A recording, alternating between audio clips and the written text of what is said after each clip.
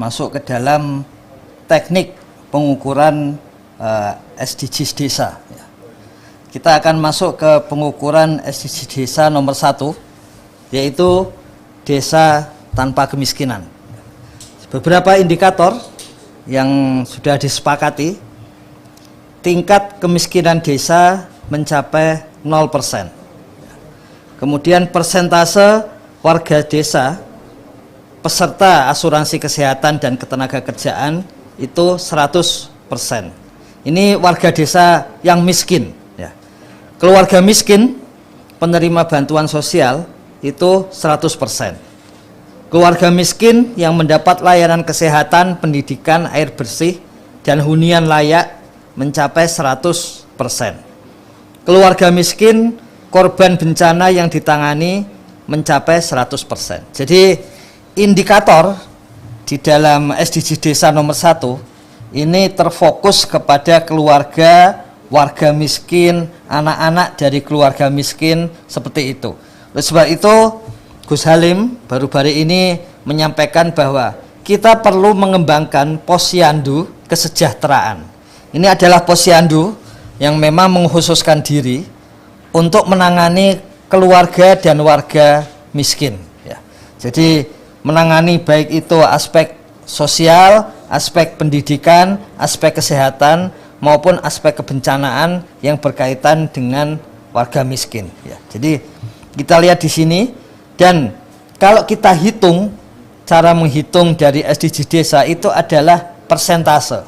Menghitungnya adalah persentase. Nanti ketika ada capaian SDGs desa, capaian satu desa terhadap SDGs desa, itu juga kalau dikatakan 57, maka itu artinya 57 indikator tercapai. Tapi belum sampai ke 100% indikator. Nah, untuk capaian atau sasaran yang bagus, yang positif, itu pasti 100%. Sedangkan untuk sasaran yang istilahnya itu negatif, itu maka dia 0%. Tingkat kemiskinan desa, itu aspek yang sifatnya negatif, maka 0%. Persentase warga desa miskin peserta asuransi kesehatan dan ketenagakerjaan, itu aspek positif, maka 100%. Warga penerima bantuan sosial, itu aspek positif, membantu, itu 100%. Mendapatkan layanan, itu juga 100%. Ditangani dalam kaitan bencana, 100%. Jadi pola pengukuran di dalam SDGs desa seperti itu. Kalau menuju hal yang positif 100%.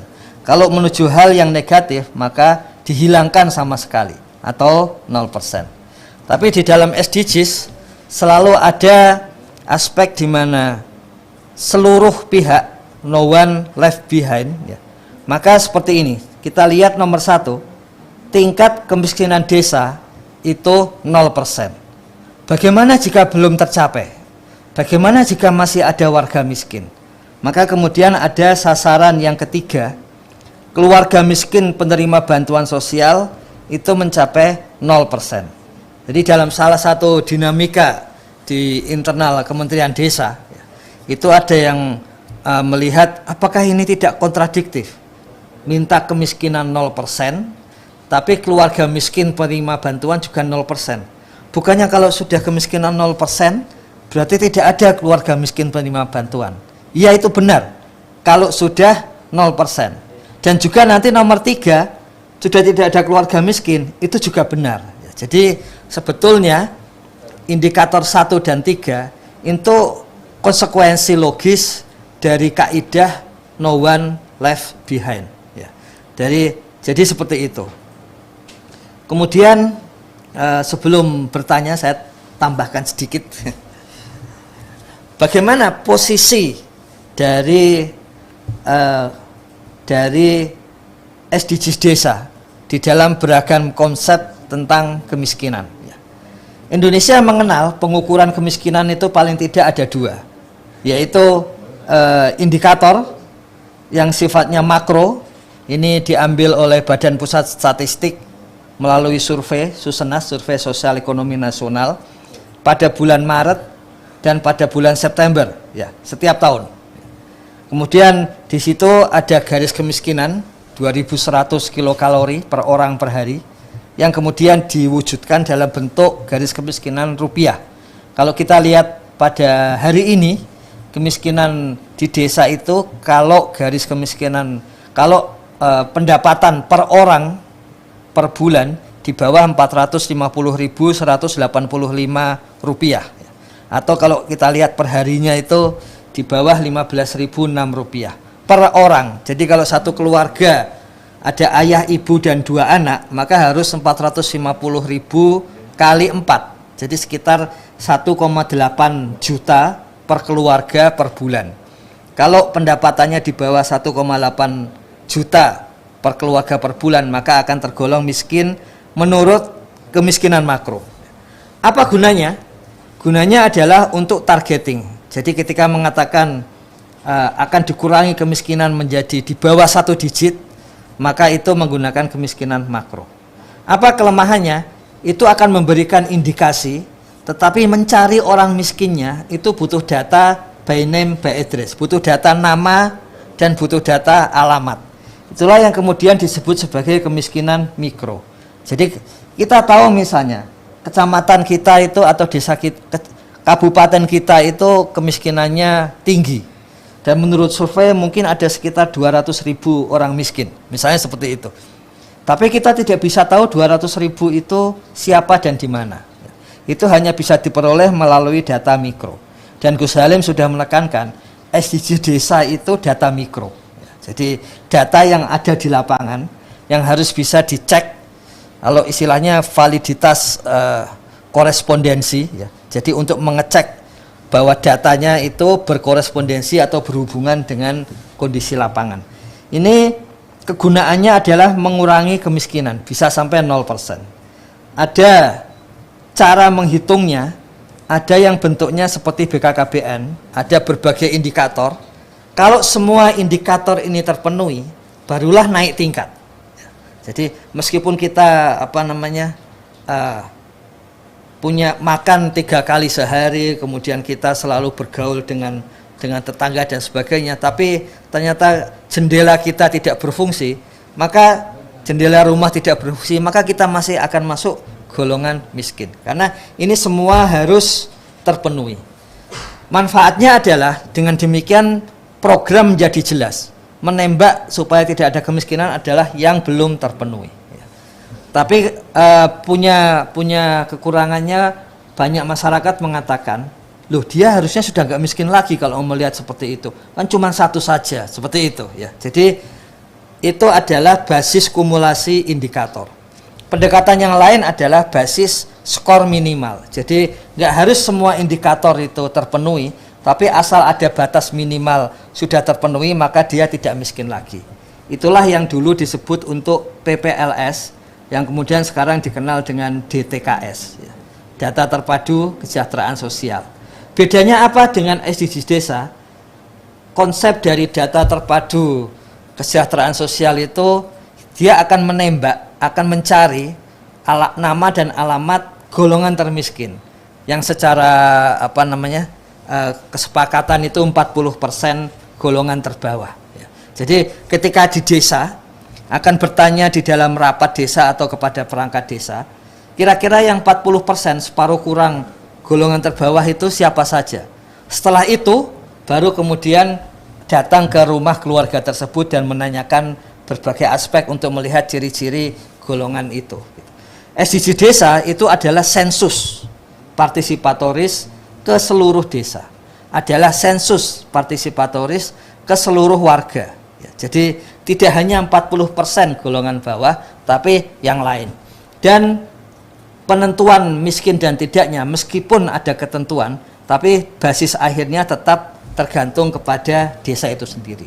Seandainya ukuran kemiskinan yang disusun dari Jakarta tidak cocok, desa bisa melakukan musdes khusus untuk menambah atau mengurangi keluarga miskin tersebut. Jadi posisinya seperti itu. Ini adalah basis kemiskinan mikro, artinya bisa dilihat nama dan alamatnya. dan kemudian dengan scoring tertentu, ya.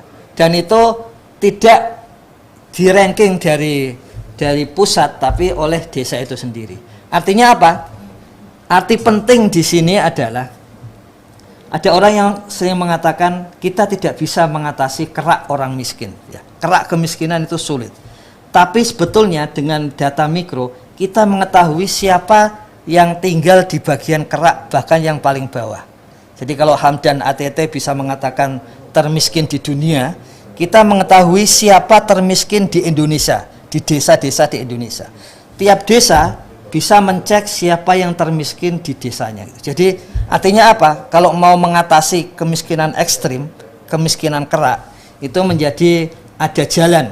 Karena kita mengetahui ciri-ciri dari keluarga miskin ekstrim tersebut. Kiranya seperti itu yang bisa kami sampaikan untuk siang hari ini. Masih banyak yang perlu kita pelajari, ya, dan kemudian kita praktekkan, dan kita akan ketemu lagi di dalam kuliah online Akademi Desa di waktu-waktu yang akan datang. Ada satu penanya dari Zoom, silakan.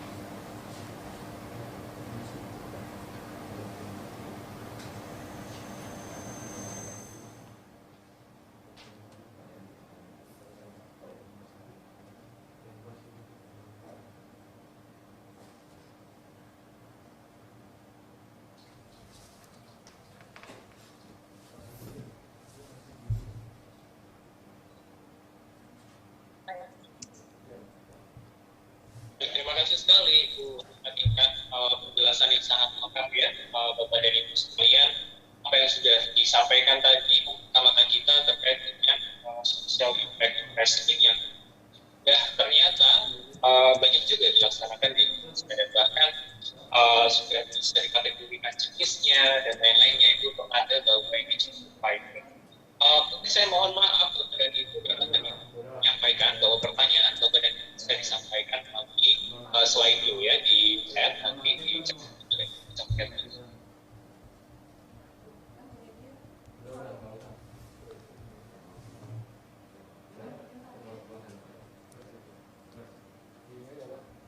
Mohon maaf saya nggak dengar pertanyaannya. Gimana? Oke, tidak apa-apa. Nanti kalau ada pertanyaan lanjutan bisa disampaikan ke Sapa Desa atau ke call center Kementerian Desa atau di WA kami 0812 188 06075. Kami pasti jawab. Mungkin lama tapi pasti dijawab.